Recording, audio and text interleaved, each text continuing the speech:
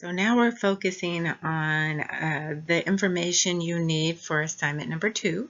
And this is in this section, or quiz module 2, is about early childhood education, or early childhood stage of development, which begins age 2 to age 8. And this chapter, again, we're going to focus on physical development. And so fine motor skills, which is sometimes also called small motor skills, begins to develop ages 2 to 5, and they start doing things like using writing utensils, drawing, fastening buttons, and towards the end, tying shoelaces. Children learn to hold a pencil or crayon in a power grip as early as 18 months, but what they tend to do at 18 months is just pound it in that power grip, or holding it in their fist, and pound it sometimes so hard they make holes in the paper.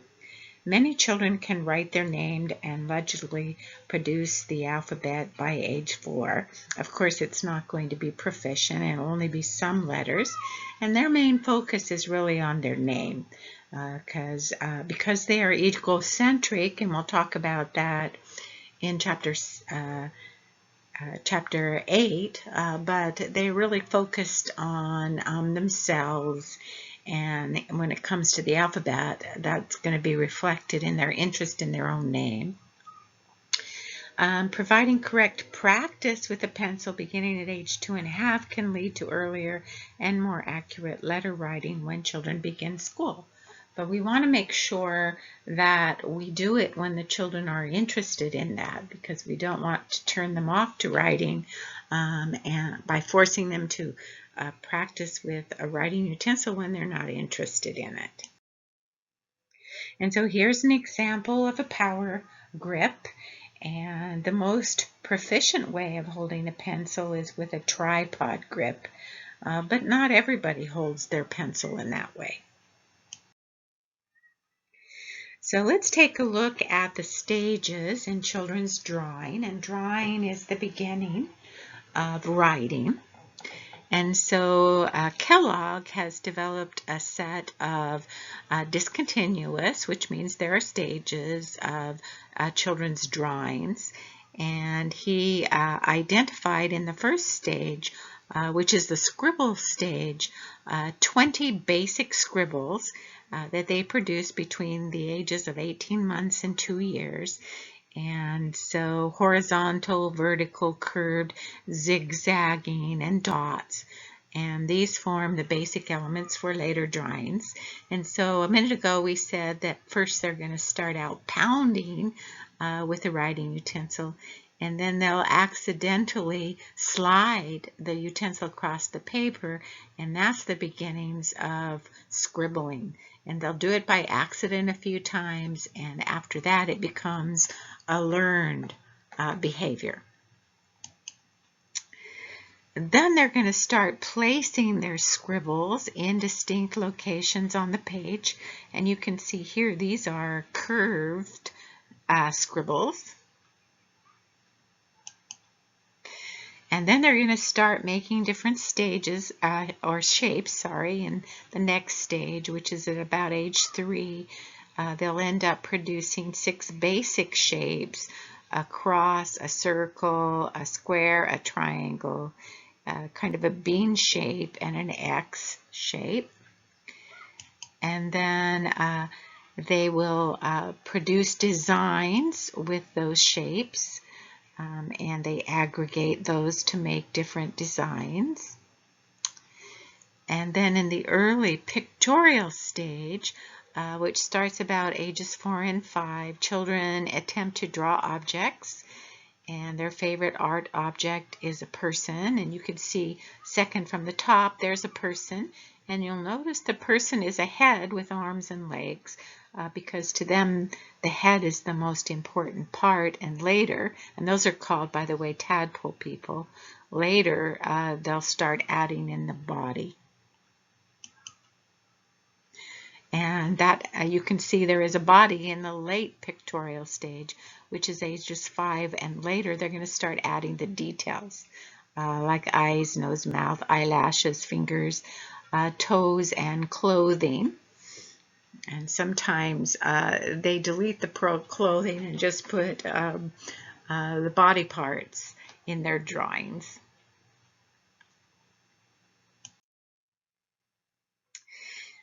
In North America, 88% of people show right-handed preferences and 12% left-handed.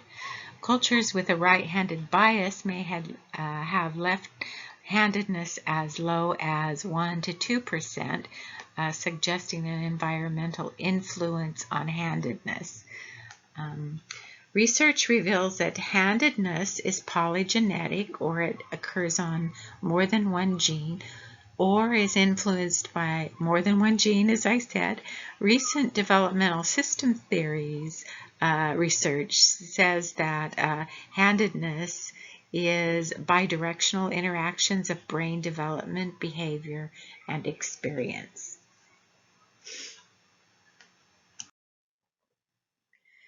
So when we look at then the development of gross or large motor skills, and fine or small motor skills in early childhood, from 2 to 3. For large motor skills, they can run flat-footed, leap off one foot, throw with a straight arm, and straight leg kick. For fine motor, they can catch by trapping a ball against their chest. They can scribble with a pencil and build towers with 8 cubes. By 3 or 4, they can jump over a rope. They can start galloping, which would be more of a 1 foot in front and 1 behind. They can hop on 1 foot. They can do vertical jumps on 2 feet. They can imitate, for small motor skills, they can imitate finger and thumb oppositions. They can draw simple circles and put on their shoes. By 4 or 5, they can vertical jump on 2 feet, gallop, slide. They can jump using their arms to escalate the jump higher. They can hop on 1 foot 10 times. They can walk on a 4-inch balance beam. They can touch, for small motor skills, they can touch each finger to their thumb. They can draw squares. They start to draw tadpole people, and they probably can start printing their first name and maybe lace their shoes. For 5 to 6-year-olds, they can do long jumps from a standing position. They can run more efficiently. They may be able to do skipping, although that's a pretty challenging task. They can throw with their arm flexing and use their upper body to throw. They can kick with leg flexion. For small motor, they can zip zippers and button buttons. They can catch a ball by extending their hands. They can draw crosses and triangles and start combining forms and draw more complex people and print letters. So now let's take a look at nutrition. Between the ages of 2 and 5, children exercise more choice over food options, and they tend to prefer foods high in sugar, salt, protein, and fat. About 9% of children ages 2 to 5 were obese in 2011, and that's been a sad statistic. Obesity rates started out as becoming a problem in adolescence, and then about like 15 years ago, it started to become a problem with school-age children, and then about 10 years ago with preschool, but now it's moving into our toddlers. So that lets us know that already when they start eating solid food, we're not feeding them appropriately. And because children eat what's provided for them, and if we give them inappropriate food, It's not their fault, it's our fault. Children tend to prefer what they're exposed to most often. And so one of the problems is the fast food lifestyle. And here is an example of that in a comedic form. Here is a husband and wife team, or a couple that they're deciding on their menu, and instead of deciding on a menu where they cook, the male says, for Monday, Wednesday, and Friday, I've got McDonald's. What about Tuesday and Thursday? And she says, how about Taco Bell? So fast food, unfortunately, tends to be more in use than it definitely has been in the past. So the Child Care Food Program is a state and federally funded program that gives financial aid to licensed child care centers and daycare homes. And the objective of the program is to improve the diets of children under 13 years of age by providing the children with nutritious and well-balanced meals so that they're eating healthy food, at least at school. And it also, another goal is to develop healthy eating habits in children that will last through later years. And currently, in the past, they were using the food pyramid, but now the approach they're using is Choose My Plate. And this is a salad plate size, not a large dinner plate. And it shows you what amount of the plate should be used for protein, which is the smallest, and next is fruit, and then cereal, and then vegetables, and it includes dairy.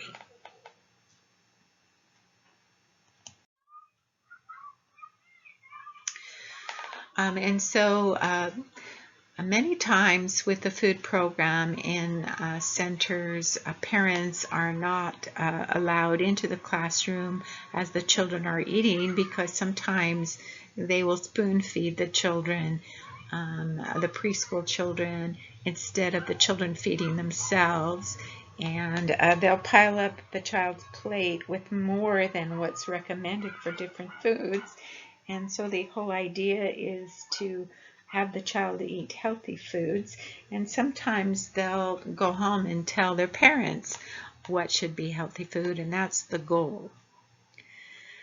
So unfortunately, at times some children may experience food insecurity and irregular servings of nutritious food needed to provide for normal activity and health.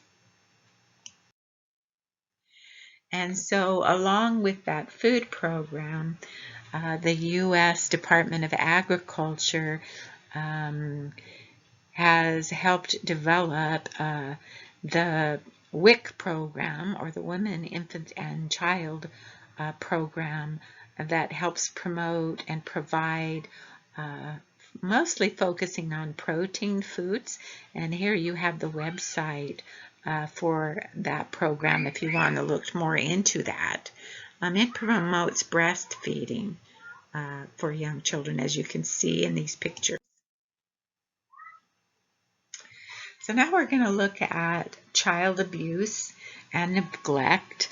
Your textbook uses maltreatment instead of abuse, but personally I've done a lot of work in the child abuse arena, working with victims' rights committees, representing the needs of the rights of child victims. And so that's why I'm going to say child abuse, because maltreatment diminishes the importance and the violent aspect of child abuse.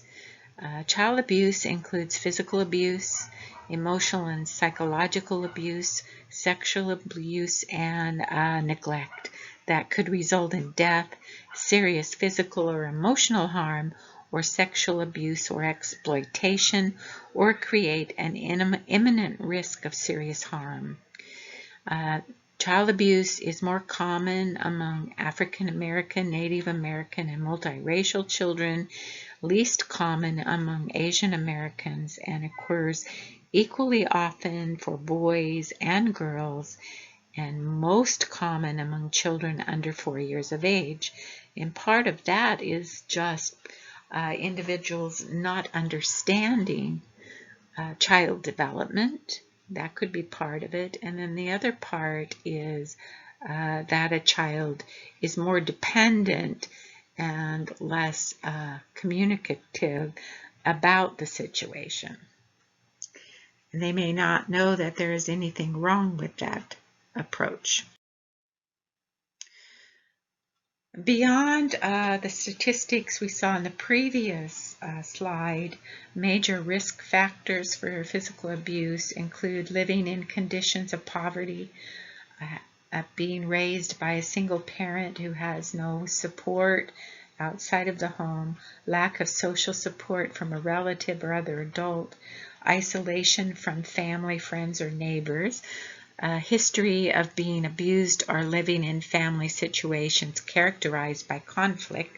So if parents were abused themselves, that's the form of parenting that they observed, so they may practice that themselves. And then history of mental illness or substance abuse in regards to the parents. Okay, so here it describes the different types of abuse. And so child neglect, and that is the highest percentage of abuse, 72.8%. And this is a failure to provide for a child's physical, educational, or emotional needs, such as inadequate supervision, proper nutrition, attending school, providing affection, or medical care. Physical abuse is about 16.3%, and this is inflicting severe bodily harm on a child by non-accidental means such as hitting, biting, kicking, beating, burning, or shaking. Sexual abuse is 8.4%, and that's sexual touching, committing or attempting to commit intercourse or other sexual acts with a child, exposing a child to indecent acts, or involving a child in pornography or prostitution.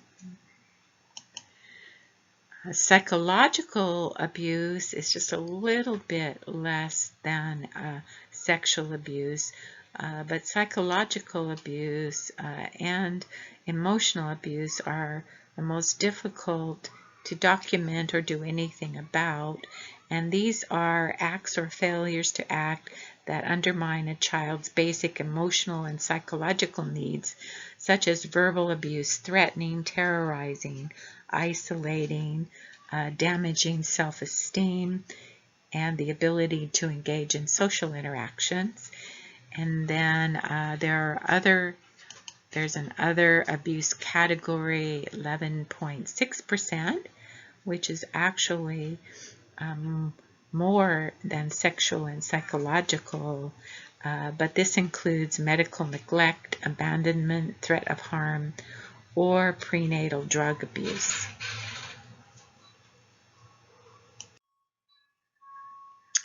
So the effects of abuse follow what's called a developmental cascade, where negative events or behavior at one age create negative behavior at a subsequent age.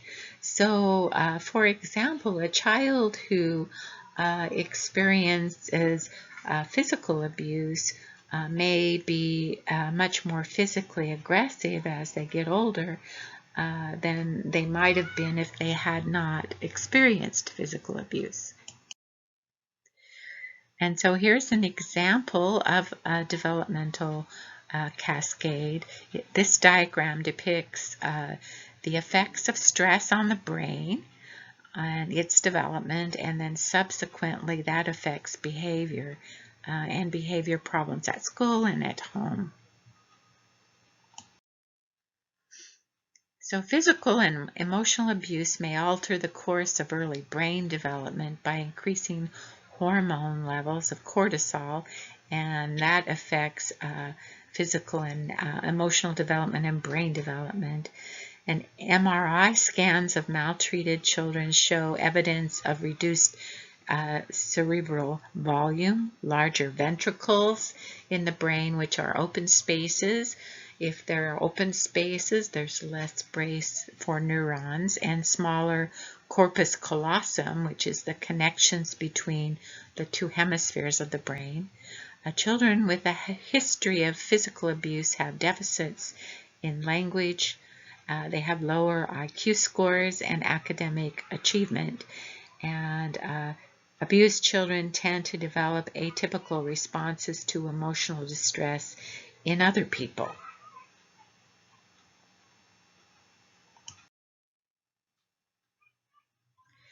So talking about the social emotional impact of child abuse, 70 to 95% of maltreated infants have insecure or disorganized attachments.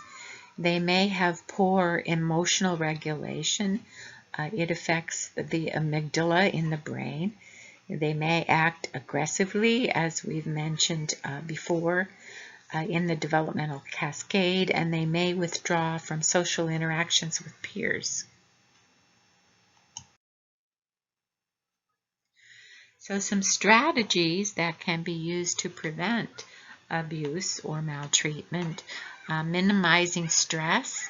This includes helping at-risk families manage their daily lives and childcare, and then improving mother-child attachment relationships.